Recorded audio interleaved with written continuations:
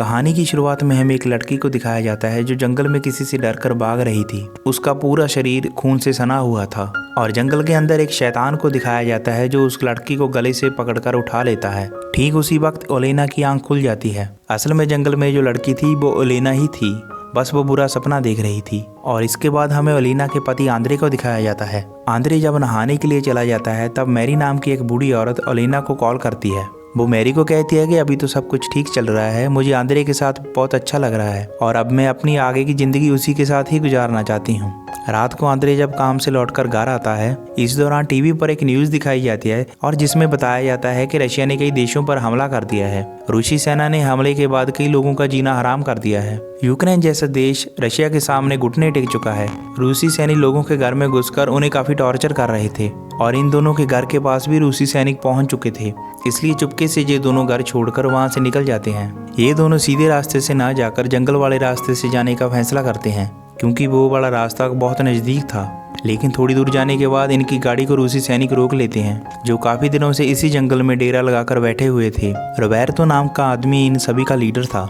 उसके सभी सैनिक रोबर्तो से कहते हैं कि इनकी गाड़ी काफी अच्छी है, अगर इनकी गाड़ी हमें मिल जाए तो गांव से सामान लाने में हमें काफी आसानी हो जाएगी। हम इन्हें मारकर फेंक देते हैं, वैसे भी ये ऐसा सब यहाँ पर होता ही रहता है। उनका लीडर भी इनकी बात मान जाता है और सावधानी से ये काम करने के लिए कहता है। इसके बाद कुछ सैनिक आंद्रे को गन दिखाते हैं और गाड़ी से बाहर आने के लिए कहते हैं, लेकिन उसी वक्त आंद्रे इन पर हमला कर देता है और गाड़ी को लेकर वहां से भागने लगता है।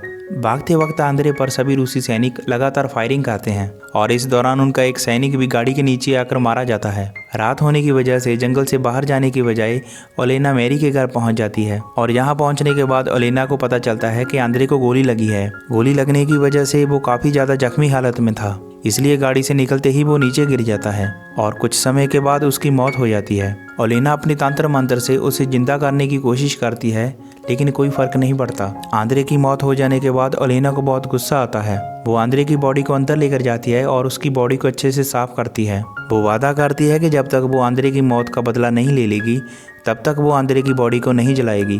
तभी मैरी कहती है कि ऐसा करना तुम्हारे लिए ठीक नहीं होगा, ये सब कुछ तुमने बहुत पहले छोड़ दिया है। ओलेना कहती है कि मैंने ये सब कुछ आंद्रे के लिए ही छोड़ा था, लेकिन उन्होंने आंद्रे को ही मार दिया। इसके बाद ओलेना एक दीवार को तोड़कर उसके अंदर चली जाती है और वहां पर अपने तंत्र मंत्र से एक सीक्रेट दरवाजा खोलती है। ये एक प्रकार से गुफा जैसा था और इसके अंदर एक छोटा सा घर था। ओलेना के दोनों हाथों पर टैटू जैसा एक सर्कल था जिसको वो चाकू से काट देती है। ऐसा करने से उसकी पुरानी शक्तियां दोबारा जाग जाती हैं और वो एक विच बन जाती है। यहाँ पर हमें पता चलता है कि विच तो वो पहले से ही थी, लेकिन ये सब कुछ उसने आंद्रे के लिए छोड़ दिया था। और दूसरी तरफ अगली सुबह हमें रोबर्तो को अपनी टीम के साथ दिखाया जाता है और वो अपने सैनिकों से कहता है कि गाँव में जाओ और जो कुछ हाथ में लगे उसे उठा लाओ। और कमांडर का ऑर्डर पाते ही सभी लोग टैंक पर बैठकर गाँव में चले जाते हैं। इनके हाथों में हथियार होने की वजह से इन्हें किसी चीज का डर नहीं था और ये मन चाहे घर में घुसते थे, उन्हें पीट कर उनका सामान उठा लेते थे। आज भी ये लोग जिस घर में गए उस घर में एक लड़की थी और घर का पूरा सामान लूटने के बाद ये लोग उस लड़की का रेप कर देते हैं। और बाहर टैंक पर भी इनके कुछ साथी इनका बाहर आने का इंतजार कर रहे थे और तभी साइकिल लेकर एक औरत आती है जो इन रूसी सैनिकों के बारे में उल्टा सीधा बोलती है, जिसकी वजह से एक सैनिक उस महिला को गोली मारकर मार देता है। इसके बाद ये सैनिक पूरा सामान लूटने के बाद वापस जंगल में आ जाते हैं और अपने साथ उस लड़की को भी ले आते हैं जिसके साथ इन्होंने बदतमीजी की थी। और दूसरी तरफ हमें ओलेना को दिखाया जाता है जो बाहर गाड़ी में से एक खून के सैंपल को लेती है। ये खून उन रूसी सैनिकों में से ही एक का था। जैसे ही उस खून को लेने के बाद उसे अपने काली शक्तियों वाले बर्तन में डालती है, वैसे ही एक सैनिक के मुंह से काला खून जैसा कुछ बाहर निकलने लगता है।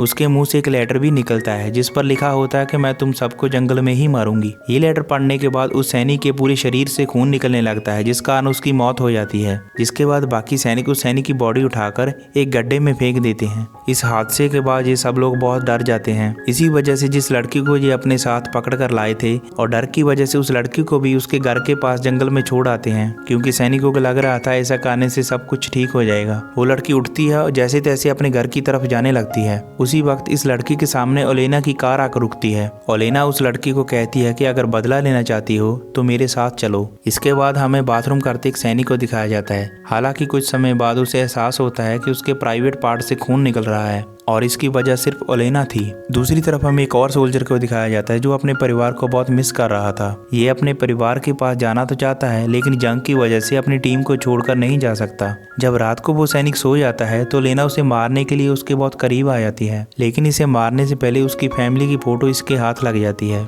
और उसकी फोटो अपने साथ लेकर वहां से चली जाती है। इसके बाद वो एक और सैनिक को अपना शिकार बनाने के लिए जाती है। वो जिस सैनिक को अपना शिकार बनाना चाहती थी उसके सामने बहुत सारे पैसे फेंक देती है। उन पैसों का लालच देकर ओलेना उसे अपने साथ ले जाती है। अब उस सैनिक के साथ क्या हुआ इसके बारे में अगले दिन हमें सुबह को पता चलता है और दरअसल ओलेना उस सैनिक को एक पेड़ के साथ बांध देती है। ओलेना ने इस सैनिक के ऊपर भी काला जादू किया हुआ था। वो सभी सैनिकों के सामने उस सैनिक को बॉम्ब से उड़ा देती है। इतना सब कुछ होने के बाद भी रोबर्तो अपने सैनिकों से कहता है कि ये सब यूक्रेनियों की एक चाल है, उन्होंने ही यहाँ पर बॉम्ब रखे हैं जिसकी वजह से हमारे लोग मरे हैं। उसी रात हमें ओलेना को दिखाया जाता है जो उस सैनिक की फैमिली फोटो पर काला जादू कर रही थी और तभी मैरी उसके पास आती है। ओलेना को कहती है कि मैं तुम्हारा दर्द समझ सकती हूँ लेकिन तुम बेकसूर लोगों को मारना बंद कर दो, लेकिन ओलेना उसकी बात नहीं सुनती और उस सोल्जर के परिवार पर काला जादू करती है जिसकी वजह से उसका परिवार खत्म हो जाता है। फोटो देखकर वो अपने परिवार को कॉल भी करता है लेकिन कोई कॉल नहीं उठा रहा था। इसके बाद वो सैनिक सारी बात अपने लीडर को बताता है और कहता है कि मैं अपने परिवार के पास जाना चाहता हूँ, लेकिन रोबर्तो उसे छुट्टी देने से साफ साफ मना कर देता है। वो कहता है कि हम बहुत बड़ी जंग में हैं, तुम हमें छोड़कर नहीं जा सकते। इसके कुछ देर बाद उस सोल्जर के पास उसके मरे हुए बीवी बच्चों के बहुत सारे फोटो आने लगते हैं जिसको देखकर सोल्जर बहुत डर जाता है और यहाँ से जाने का फैसला करता है। यहाँ से बाहर जाने के लिए वो एक टैंक में बैठ जाता है, लेकिन तभी उस सोल्जर के सामने ओलेना आ जाती है जो उसे डराने लगती है और ओलेना से डरकर टैंक को उसकी तरफ भगाने लगता है। उसकी इस गलती की वजह से कुछ सैनिक कुचल कर मारे जाते हैं। गुस्से में आकर ये सभी सैनिक उस सोल्जर को बांधकर बहुत मारते हैं और मार चुके सभी सोल्जर की बॉडी को उसी गड्ढे में फेंक देते हैं, लेकिन अचानक से इनके चारों तरफ उसी वक्त बॉम्ब फटने लगते हैं। इस अटैक की वजह से सभी लोग अलग अलग हो जाते हैं। इसी बीच हमें एक सोल्जर को दिखाया जाता है। इसे उसी औरत की साइकिल दिखाई देती है जिसे इसने गोली मारकर मारा था। उसी वक्त इसके पीछे उस औरत की आत्मा आ जाती है जिसे देखकर ये सोल्जर बहुत डर जाता है। डर कर जैसे ही वो नीचे जाकर गिरता है उसी वक्त वहां पर उसका लीडर आ जाता है जो उसके साथ काफी अजीब बर्ताव कर रहा था। असल में ये उसका लीडर नहीं बल्कि वही औरत थी जिसको इसने गोली मारकर मारा था। ये औरत उस सैनिक को बहुत बुरी तरह मारकर उसके दिल को बाहर निकाल लेती है और दूसरी तरफ ओलेना को उस सैनिक के दिल को खाते हुए दिखाया जाता है। दिल को खाने के बाद ओलेना को बहुत सुकून मिलता है क्योंकि धीरे धीरे उसका बदला पूरा हो रहा था। वो सारे सैनिकों को मार रही थी और दूसरी तरफ सैनिकों को पता चलता है कि गड्ढे में गिरी सभी डेड बॉडीज को किसी ने निकाल लिया है और ये उसे ढूंढने के लिए निकल पड़ते हैं। थोड़ी दूर जाने के बाद इन्हें पेड़ पर कुछ दिखाई देता है। असल में जिन सैनिकों को गड्ढे से निकाला गया था उनके दिल को निकालकर उनकी बॉडी के छोटे छोटे टुकड़े कर इस पेड़ पर लटकाया गया था। ये सब देखकर एक सैनिक बहुत डर जाता है और डर के मारे खुद को गोली मार लेता है। ठीक उसी वक्त रोबर्तो को जंगल में कोई दिखाई देता है। उसको देखने के बाद सभी सोल्जर उसकी तरफ फायरिंग करने लगते हैं और कुछ समय के बाद वो जो कोई भी था वहाँ से गायब हो जाता है। असल में वो महिला कोई और नहीं बल्कि ओलेना थी जिसको बहुत सारी गोलियां लगने की वजह से वो काफी जख्मी हो गई थी। मैरी आकर ही उसकी हेल्प करती है और उसके शरीर से सारी गोलियां निकाल देती है। इधर सैनिकों को जंगल में खून दिखाई देता है और उसी खून का पीछा करते हुए ये लोग मैरी के घर पहुंच जाते हैं। दो सोल्जर ओलेना को ढूंढने के लिए अंदर चले जाते हैं लेकिन बाकी दो सोल्जर घर के बाहर ही थे, लेकिन ओलेना के काले जादू के कारण ये दोनों आपस में ही लड़ने लगते हैं। इसी दौरान एक सैनिक दूसरे सैनिक को गोली मारकर जान से मार देता है और अंदर दोनों सैनिक ओलेना की गुफा तक पहुंच जाते हैं। जैसे ही अंदर जाकर ये दोनों एक आईने को देखते हैं तो इन्हें अपनी शक्ल बहुत खराब लग रही थी। एक सोल्जर का चेहरा तो पूरी तरह से जल चुका था। जैसे ही वो रोबर्तो के पास जाता है तो वो उसे गोली मारकर वहीं पर मार देता है। जब रोबर्तो को किसी के आने की आवाज सुनाई देती है